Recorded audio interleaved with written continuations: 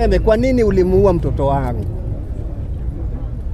Alikukosea nini ambayo inagharimu kifo chake? Watu wanaongea kuhusu mambo ya ufisadi, hata ni wengi kabisa katika nchi hii yetu. Kwa nini mtoto wangu pekee abebe, na ni mtoto wangu mmoja wa kipekee? Sasa nimebaki mkono mtupu. Nana atanielekeza katika maisha iliyobakia?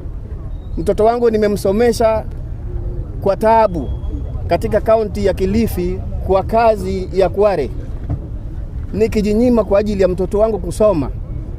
Alipohitimu nilikuwa nina matumaini, ndiposa nikatoka huko nikirudi Nyanza nikae nyumbani, kwa sababu mtoto amefika mahali pa kunishika mkono.